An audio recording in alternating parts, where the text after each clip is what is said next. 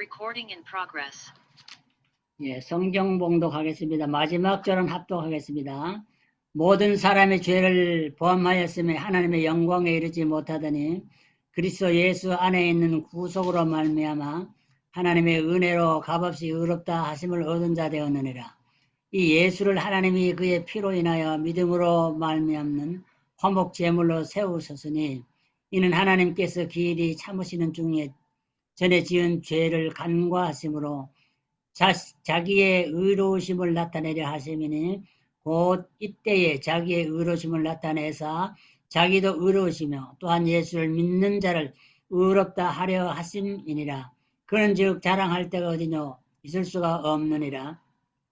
무슨 법으로냐 행위로냐 아니라 오직 믿음의 법으로니라. 다같이 그러므로 사람이 의롭다 하심을 얻는 것은 육체의 율법 행위에 있지 아니하고 믿음으로 되는 줄 우리가 인정하노라. 예, 오늘은 성기여 목사님께서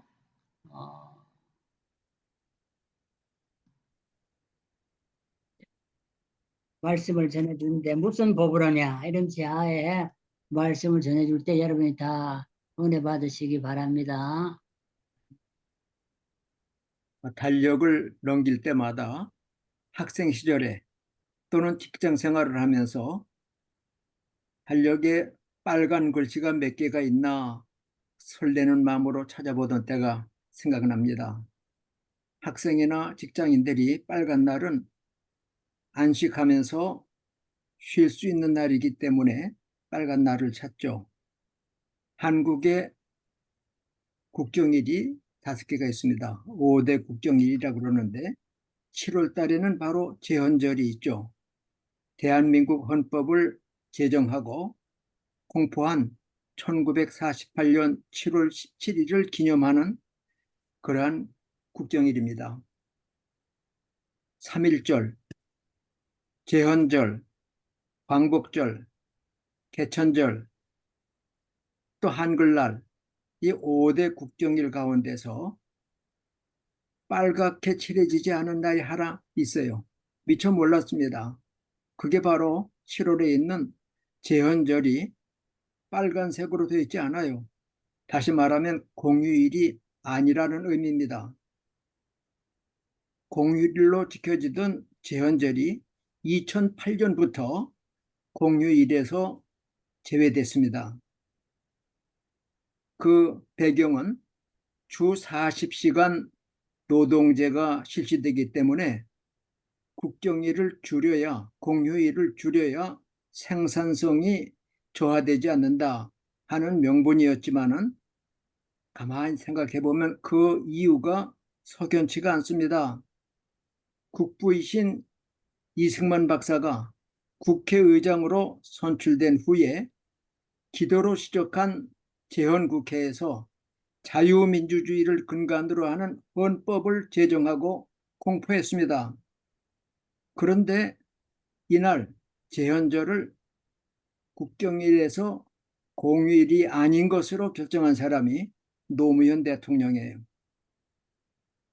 국부 이승만을 기우는 그러한 운동의 하나가 아닌가 하는 의구심을 지울 수가 없습니다. 우리나라를 운영하는 골격이 되는 법이 바로 헌법이에요. 자유민주주의 시장경제를 기초로 하는 이 헌법, 이것을 경시하는 제헌절을 공휴일에서 빼버리고 헌법보다 더 위의 법을 중시하는 사람들이 있는데 그 법을 일컬어 떼법이라고 그래요. 유가족들이 모여서 데모를 하고 또 정치에 이것을 이용하려고 하는 사람들이 떼법으로 세월호 특별법을 제정했습니다. 그래서 북한과의 해전에서 순직한 국군 장병보다 놀러 가던 아이들, 세월호 사고로 죽은 사람들이 더 많은 보상금을 받았어요. 그리고 이제는 이태원에서 할로윈 파티를 하다가 압사한 사람들까지도 국가가 보상하라고 하는 이태원 특별법을 만들자고 하고 있습니다. 대다수의 국민과 법조계에서 반대하던 공수처, 3급 이상의 고위공직자 범죄수사처, 이거 필요 없다. 대부분의 국민들이, 또 법조인들이 반대했지만 당시 여당인 민주당이 강행해서 만들어 놨습니다. 공수처에서 공무원들의 비위를 수사하지만 야당이 된 지금은 못 믿겠다고 합니다. 공수처 수사를 믿을 수가 없으니까, 검찰도 경찰도 믿을 수가 없으니까 특검을 하자 해서 특검법을 이것저것 만들기 시작합니다. 그래서 그 최상병 특검법을 국회에서 통과시켰습니다. 또 이제 김건희 대통령 부인의 특검을 하자 하는 그런 그 시도를 하고 있습니다. 분명히 헌법이 있는데, 이 법을 집행하는 검찰이 있고 사법부가 있는데, 국회에서 300명 정수의 반이 넘는 155석을 차지한 다수당 민주당이 입법 폭주를 하고 있는 겁니다. 헌법 대신에 숫자로 밀어붙이는 떼법이 헌법 위에 있다고 하는 얘기입니다. 그러며 야당 원내대표가 특검법을 통과시키고 나서 이것은 바로 국민의 명령이다. 만일 대통령이 특검법을 거부한다면 민심을 배반하는 것이라고, 민심을 배반하는 대통령은 대통령의 자리에 있을 수 없다. 탄핵의 대상이다라고 겁박을 하고 있는 것이 오늘 한국의 현실입니다. 지금 한국은 헌법으로 움직이기보다는 떼법으로 움직이고 있는 것이라 느껴집니다. 이 떼법이 한국을 병들게 하고 있습니다. 연로하신 분들이나 또는 진정 나라를 염려하는 분들이 크게 걱정하는 부분이, 범죄자들이 주축이 되어서 나라를 지키는 이들을 조롱하고 또 법으로 정해져 있는 사법기관, 검찰, 경찰을 경시하는 이런 일들이 바로 떼법이에요. 전 외신기자협회장이었던 마이클 브린이라고 하는 사람이 책을 쓴 한국인이라고 하는 책 속에서 이런 말을 하고 있습니다. 한국의 민주주의는 법이 아닌 야수가 된 인민이 지배한다. 그러면서 광우병, 세월에서 보는 것처럼 한국의 민심은 너무나 불의하고 너무도 거짓된 경우가 많다고 지적하고 있습니다. 영국 태생의 언론 기자로 미국 워싱턴 포스트, 또 더 타임스 기자를 했고 영국 가디언 특파원이 되어서 40년 이상 한국에서 살던 외신 기자 클럽 회장이 한국의 현실을 꿰뚫어 봤어요. 한국은 헌법이 아니라 떼법이 움직이고 있다. 너무나 염려스러운 일이 아닐 수 없습니다. 마찬가지로 하나님의 법과 사람의 법이 대결할 때 하나님의 법보다도 사람의 법이 더 세력이 있다고 하는 사실을 성경에서 발견하게 됩니다. 하나님께서는 10가지 재앙을 통해서 바로를 굴복시키고 430년 종로로 타던 이스라엘 백성들을 애굽에서 구출하셨습니다. 그들이 시내산에 왔을 때 하나님께서는 출애굽기 20장에 나타난 10계명 외에 많은 법을 시내산에서 모세를 통해 이스라엘 백성에게 허락하셨습니다. 그 유대인들은 모세가 쓴 5가지 책, 창세기, 출애굽기, 레위기, 민수기, 신명기를 토라란 말은 율법서란 말입니다. 하나님께서 자신을 계시하시고 또 우리의 행복을 위하여 주신 귀중한 문서라고 해서 그 성경 중에서 가장 중요하게 생각하는 것이 바로 율법서인데, 이 사람들이 출애굽한 목적이 바로 가나안에 들어가는 거였는데 가나안에 들어간 후에 기록된 사사기에 보면 그들이 하나님의 법이 아니라 사람의 법을 따르고 있다고 하는 사실이 사사기 마지막 절에 21장 25절에 백성이 각각 자기 소견에 옳은 대로 행하더라 그랬어요. 왕이 없기 때문이라고 핑계를 대고 있지만 율법은 왕에게만 주신 게 아닙니다. 왕을 비롯한 모든 백성들이 하나님의 율법을 준행해야 할 터인데 율법은 뒷전으로 가고 사람의 법, 그것도 각각 자기 소견에 옳은 대로 행하더라. 하나님의 법이 무시되고 사람의 법이 우위를 차지하는 이런 일들이 성경 역사상 아이러니처럼 나타나고 있습니다. 그런데 왜 하나님은 율법을 주셨을까요? 율법은 창조자이신 하나님 자신을 나타내 보이시기 위해서 그렇습니다. 나 외에 다른 신은 없다. 나는 거룩한 하나님이다. 나는 너희를 거룩하게 하는 하나님이다. 사랑이다. 의로우신 분이다. 하나님 자신을 계시하기 위해서, 그리고 사람들로 하여금 죄가 무엇인지 깨닫도록 하기 위해서 로마서 7장에 보면 바울 사도도 율법이 오기 전에는 내가 죄가 뭔지 몰랐는데 율법에서 탐내지 말라 한 것을 보고 아, 내가 탐내는 죄를 졌구나 하는 것을 깨닫게 되었다라고 고백합니다. 율법은 사람으로 하여금 자기가 죄인이라고 하는 것을 깨닫게 하고 죄의 삭, 심판, 형벌이 있을 뿐만 아니라 율법이 모든 사람들을 저주 아래 가둔다고 하는 사실을 율법을 통해서 깨닫게 하시려고 하나님께서는 율법을 주셨습니다. 이 율법은 사람으로 하여금 죄를 짓게 하는 것이 아니라 오히려 거룩하고 선한 것이라고 로마서 7장 12절 13절에 말하고 있습니다. 또 이 율법을 지킴으로 삶을 얻고 죄를 짓지 않게 된다고 말씀하고 있지만은 율법에는 여전히 한계가 있습니다.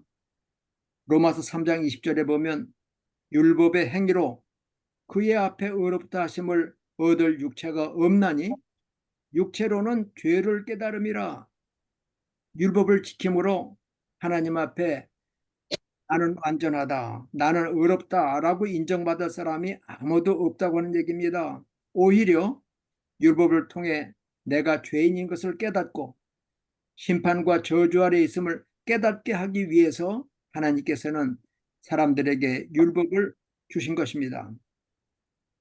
그런데 바울 사도를 비롯한 선교사들이 이방인을 대상으로 복음을 증거하고 예수님을 통한 구원의 소식을 전하자 율법적인 유대인들이 반발했습니다. 이방인들도 예수 믿고 구원받았으면 율법을 지켜야 된다. 할례를 행해야 되고 또 율법을 지켜야 된다. 바울 사도는 아니다. 율법은 우리로 하여금 죽음의 저주에 이르게 하는 것이지 율법이 우리를 구원하는 거 아니다 얘기했지만 계속 이 율법주의적인 유대인들과 갈등을 면할 길이 없었습니다. 그래서 예루살렘의 교회 회의가 소집이 되었습니다. 여기에서 많은 토론이 있은 후에 베드로가 이렇게 말합니다. 이제 우리와 우리의 조상들도 능히 매지 못하던 멍에를 이방인 제자들의 목에 두는 것을 반대한다 얘기했어요. 율법을 멍에라고 얘기했습니다. 자기들 사도들도 질 수 없었고 조상들도 질 수 없었던 그 멍에를 이방인 신자에게 지우는 것은 아니다. 그러며 사도행전 15장 10절에 그들이 우리와 동일하게 주 예수의 은혜로 구원받는 줄을 믿노라. 이렇게 예루살렘 회의에서 율법의 한계를 인정하고 율법을 통해서가 아니라 하나님의 은혜를 통해서 믿음의 법으로 구원받는다고 하는 사실을 확인했습니다. 그런데 이 율법은 초등교사의 역할을 한다고 갈라디아 3장 24절에 말하고 있어요. 우리로 하여금 죄가 무엇인지 깨닫고 바로 내가 죄인이라고 하는 사실을 깨달은 다음 인간의 노력으로 행위의 법으로는 의롭다 하심에 이를 수 없는 것을 깨닫고 이제 믿음의 주이신 우리를 의롭다 하시는 예수님에게 인도하는 초등교사가 되었다. 그래서 우리로 하여금 믿음으로 말미암아 의롭다함을 얻게 하려 이 율법이 주어진 것을 갈라디아서에서 말하고 있습니다. 사도행전 7장에 로마서 7장에서 바울 사도는 자기가 율법을 통해 죄인인 것을 깨닫고 오호라 나는 곤고한 사람이로다. 이 사망의 몸에서 누가 나를 건져내랴 탄식했습니다. 오늘 본문 말씀 23절에 기록된 대로 모든 사람이 죄를 범했다. 아담만이 아니라 아담의 후손 모든 사람들, 부모를 통해서 태어난 모든 사람들은 나면서부터 아니 어머니의 태중에 잉태됨에서부터 죄 가운데 태어나기에 죄를 짓고 죄인이 되었고 하나님의 영광에 이를 수가 없었습니다. 행위의 법으로는 하나님을 기쁘시게 할 수도 또 하나님 앞에 의롭다 하심을 받을 수도 없는 것이 율법의 한계입니다. 그런데 오늘 본문 말씀에 율법 외에 한 의가 나타났다. 곧 믿음의 법이다. 라고 선언합니다. 이제 나무 위에 달린 자는 저주를 받은 자인데 우리가 받아야 할 저주를 예수님이 나무 위에 십자가 위에 달리심으로 저주를 받으시고 우리가 심판을 받아야 될 그 자리에서 빌라도에게 대제사장에게 신문을 받으시고 정죄를 받아 사형 선고를 받습니다. 내가 당해야 될 그 자리에 우리 주님이 서신 것입니다. 우리의 허물과 죄가 예수님을 십자가에 매달게 했습니다. 이사야 53장 6절에도 우리는 다 양 같아서 그릇 행하여 각기 제 길로 갔거늘 사사시대의 많은 사람들이 각각 자기 소견에 옳은 대로 행하여 죄를 지었던 것처럼 우리가 그릇 행하여 각각 제 길로 갔거늘 여호와께서는 우리 모두의 죄악을 그에게 예수님에게 담당시키셨다.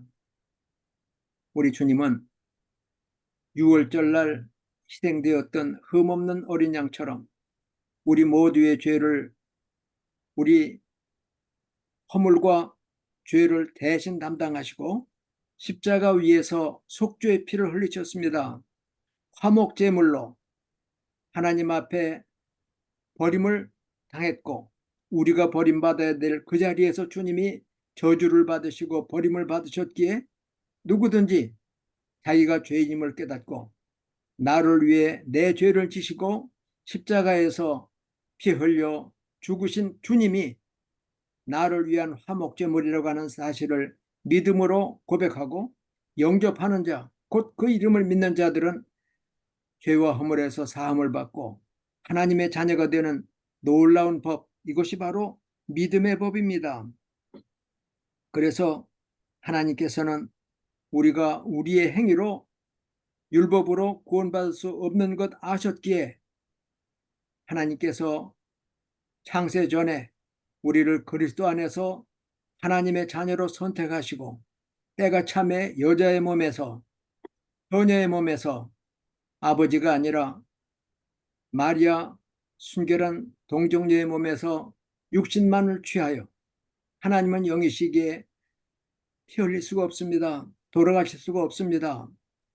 예수님은 우리의 허물과 죄를 지시고 하나님의 속죄양으로 피 흘려 죽으셔야 했기에 몸을 입으셨고 예수님이 공생애를 시작할 바로 그 당시 세례 요한은 예수님을 보고 보라 세상 죄를 지고 가는 하나님의 어린 양이라고 했습니다. 예수님께서 나와 여러분 온 세상의 죄를 대신 지신 속죄의 제물로 피 흘리셨기에 하나님은 믿는 자에게 값없이 은혜로 구원을 허락하시는 겁니다. 은혜라고 하는 것은 카리스, 선물이라는 말입니다. 공로 없지만 어떤 대가를 치르지도 않았지만 하나님의 선물로 주어지는 것이 바로 구원이며 영생입니다.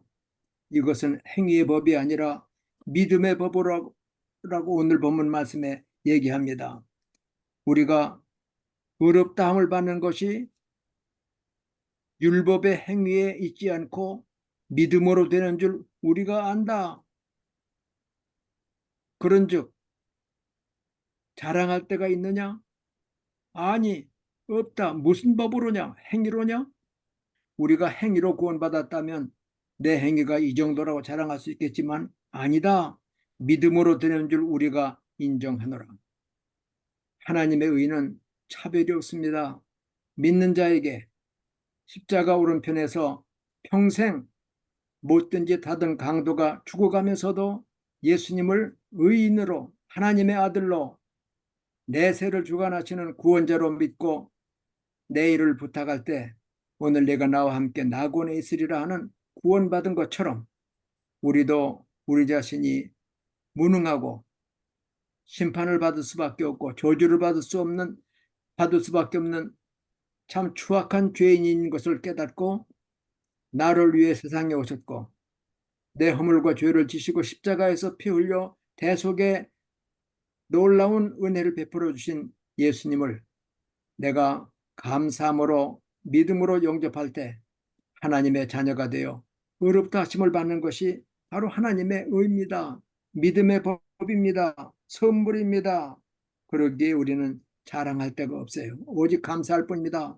겸손하게 하나님을 찬양할 뿐입니다. 이제 우리는 행위의 법, 율법으로 구원받은 것 아니지만 율법의 완성자인 예수님이 십자가 위에서 구원을 이루셨기에 값없이 구원받은 우리들 이제는 하나님의 뜻을 분별해야 됩니다. 너희 몸을 하나님이 기뻐하시는 거룩한 산 제물로 드리라. 그리고 하나님의 선하시고 기뻐하시고 온전하신 뜻이 무엇인지 분별하고 그 뜻을 이루어 드리는 의의 도구들이 되라고 부탁하고 있습니다. 아직까지도 연약하고 부족한 저희들이지만은 지금도 하나님 보좌 우편에서 우리를 위해 기도하시는 예수님, 우리가 무엇을 구하는지 알지 못하는 이러한 연약한 가운데 말할 수 없는 탄식으로 우리를 위하여 중보하시는 성령님의 은혜 가운데 믿음으로 하루하루 하나님을 찬양하며 놀라운 구원의 복 보답하기 위해서 하나님의 말씀을 순종하여 삶, 하나님이 거저 주시는 구원의 은혜, 이 복음을 전하는 사명도 우리가 감당해야 할 것입니다. 때법이 아니라 사람의 생각이 아니라 하나님의 말씀, 또 우리 하나님이 주시는 거저 주시는 구원의 은혜를 늘 감사하며 이제는 구원 얻기 위해서가 아니라 구원 얻었기에 하나님의 법을 순종하여 살며 하나님의 덕을 널리 기리는, 그리고 주님과 동행하는 복된 삶, 승리하는 삶이 주의 나라 이르기까지 계속되기를 축원합니다. 아멘. 하신 아버지 하나님 감사합니다. 세상에 돌아가는 일을 볼 때 법은 있지만 법이 지켜지지 않고 인간의 욕심에 따라 법을 왜곡하고 사회를 어지럽게 합니다. 하나님이 우리에게 지켜 살 수 있는 법을 주셨지만은 육신의 법, 율법의 행위로 구원 얻을 자 없는 것 아셨기에 하나님께서 독생자 예수 그리스도를 통하여 대속의 은혜를 베풀어 주시고 공로 없이 값 없이 의롭다함을 받아 하나님의 자녀가 되게 하신 것 감사합니다. 늘 감사한 가운데 찬송하며 하나님의 영광을 드러내는 도구들이 되도록 우리를 지켜주시고 우리를 인도해 주시옵소서. 우리에게 성령 주셨사오니 성령의 음성에 귀 기울여 들으며 주님과 동행하는 복된 날들로 주의 나라에 이르기까지 지켜 주옵소서. 예수님의 이름으로 아멘. 감사하며 간절히 기도하옵나이다. 아멘. 예.